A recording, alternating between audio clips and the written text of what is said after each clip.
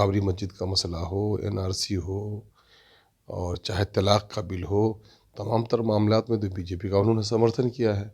और बिहार में अगर 2005 में वो सरकार बीजेपी के साथ मिलकर नहीं बनाते तो बीजेपी को बिहार में पांव पसारने का और आरएसएस को बस्ती बस्ती पहुंचने का कोई मौका मिल पाता क्या? यह सारा कुछ तो आदरणीय माननीय मुख्यमंत्री जी ने किया है। हमारे खिलाफ रोज़ कानून लेके आ रहे हैं, उनको दाढ़ी से दिक्कत है, टोपी से दिक्कत है, मेरी बेटियों के पर्दे से उनको दिक्कत है, मेरे नमाज़ पढ़ने से दिक्कत है।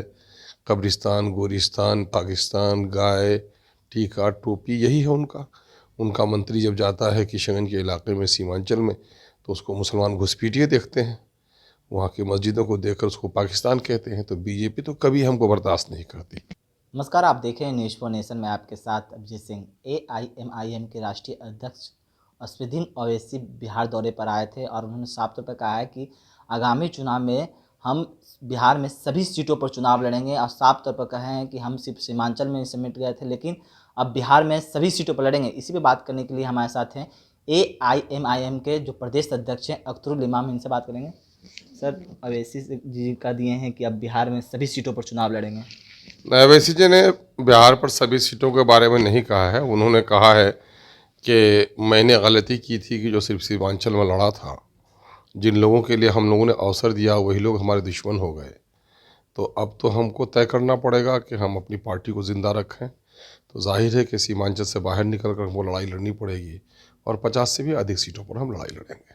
वहीं इस पर जदयू का कहना है कि वो तो बी टीम ही है बीजेपी का, इसलिए वो इस तरह से कर लड़े। अब देखिए, दूसरे लोग बोलते तो ज़रा सा शोभा भी देती है बात, लेकिन जदयू के लोगों को खुद ही समझना चाहिए कि माननीय मुख्यमंत्री जी आदरणीय नीतीश कुमार साहब, बीजेपी का उनसे गहरा संबंध किसी का रहा क्या? जिस वक्त गुजरात जला वो बीजेपी के साथ बैठे हुए थे। गुजरात जला भी था ट्रेन हादसे की वजह से, उस वक्त वो रेल के मंत्री थे। चाहते तो जांच करवा दिए होते तो फसाद रुक जाता। चाहे बाबरी मस्जिद का मसला हो, एनआरसी हो और चाहे तलाक का बिल हो, तमाम तर मामलात में तो बीजेपी का उन्होंने समर्थन किया है। और बिहार में अगर 2005 में वो सरकार बीजेपी के साथ मिलकर नहीं बनाते तो बीजेपी को बिहार में पांव पसारने का और आरएसएस को बस्ती बस्ती पहुंचने का कोई मौका मिल पाता क्या? यह सारा कुछ तो आदरणीय माननीय मुख्यमंत्री जी ने किया है। तो अब कौन ये टीम है कौन बी टीम है, दुनिया जान रही है। मामला जहाँ तक है, बीजेपी के निशाने पे भी हम हैं। हमारा जो आस्था का वो था, केंद्र था, हमारी मस्जिद को तोड़ा। हमारे खिलाफ रोज़ कानून लेके आ रहे हैं, उनको दाढ़ी से दिक्कत है, टोपी से दिक्कत है, मेरी बेटियों के पर्दे से उनको दिक्कत है, मेरे नमाज़ पढ़ने से दिक्कत है। कब्रिस्तान, गोरिस्तान, पाकिस्तान, गाय, टीका, टोपी यही है उनका। उनका मंत्री जब जाता है किशनगंज के इलाके में, सीमांचल में, तो उसको मुसलमान घुसपैठिए देखते हैं, वहाँ की मस्जिदों को देखकर उसको पाकिस्तान कहते हैं। तो बीजेपी तो कभी हमको बर्दाश्त नहीं करती, तो बीजेपी को हम भी कभी बर्दाश्त नहीं कर सकते। ये लोग खामखा की इस तरह की बात करके लोगों को दिग्भ्रमित करते हैं। खास करके मैं अक्सर बात बोलता हूँ कि जिनके दांत मैले हों उसको मंजन नहीं बेचना चाहिए। जो लोग 20 साल 22 साल तक खुद बीजेपी के साथ रह रहे हों, उनको दूसरों को बीजेपी का ये टीम पी टीम कहने का कोई हक नहीं बनता है। ये तो आम सी बात है कि भाई बीजेपी के साथ कौन थे, दुनिया जान रही है। अब खामखा कौन कौन आप लोगों को सब बात कह देता है। और ये होता है, लोग जब खौफ में होते हैं तो उसे हर चीज़ उल्टी नज़र आती है। लैला उसे नज़र आता है, मजनू उसे नज़र आती है ना। तो जो जो लोग हैं हौल बोल पकड़े हैं, हमको उससे लेना देना नहीं। हमारी जो पार्टी है वो लड़ाई लड़ रही है शोषितों के लिए, वंचितों के लिए, ज़ात धर्म मज़हब क्षेत्र से ऊपर उठकर न्याय की लड़ाई लड़ती है। इस न्याय की लड़ाई में किसी को दिक्कत हो, किसी को आँख आई तो अंधेरे में आपने चिराग जलाया तो उसकी आँख में चलने लगती है। कोई किसी का दरवाज़ा तोड़ने आया तो उस बेचारे के लिए मुसीबत हो जाती है। तो मैं तो चिराग जला रहा हूँ नाइंसाफ़ी के ख़िलाफ़। और जितनी बातें मैं रख रहा हूँ, सीमांचल में पॉवर्टी है, माइग्रेशन है, फ्लड इफेक्टेड एरिया है ना, हर साल इरोजन हो रहा है, हज़ारों लोग बेघर हो रहे हैं, लोगों का पलायन जारी है। वहाँ पर इन्फेंट मोर्टिलिटी रेट सबसे ज़्यादा है। 40-40, 50-50 किलोमीटर पुलों का निर्माण नहीं हुआ है, एक अच्छा हॉस्पिटल नहीं है, एक अच्छा स्कूल नहीं है, रोज़गार का कोई अवसर नहीं है। रोटी के लिए पलायन, दवा के लिए पलायन, पढ़ाई के लिए पलायन। तो उस क्षेत्र को तो सब लोगों ने उसकी अनदेखी करके उसको पामाल कर दिया है। क्या उसके लिए बोलना बुरा है? अगर गया में बाबर की मॉब लिंचिंग होती है, मैं बात उठाता हूँ, तो ये बीजेपी का काम है।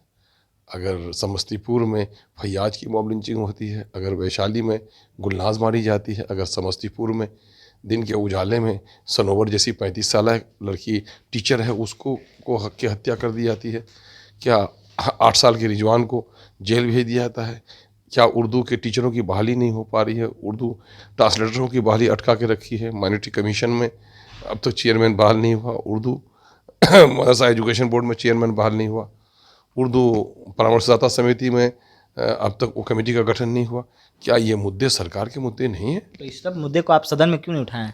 सदन में क्यों नहीं उठाए? तो सवाल का आप ये जवाब नहीं बात मिला है। आपको पता नहीं है कि सदन में सारे मुद्दे उठाए? तो जवाब नहीं सरकार से ये पूछिए कि वो इन मामले में मौन क्यों साध रहे हैं, है ना? उनके पास कोई जवाब नहीं है, जवाब नहीं। उनके पास कोई जवाब नहीं है। 10 साल से 12 साल से टीईटी के लड़कों का रिजल्ट नहीं दिया जा रहा है।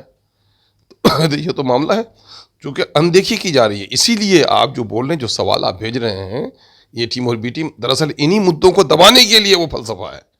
अभी गए थे पिछले दिनों में 2 बड़ी रैलियां हुई, अमित शाह जी आए थे, अब वही पुराना राग उनका, हिंदू मुस्लिम घुसपैठिया बांग्लादेशी, यही वो करके चले गए।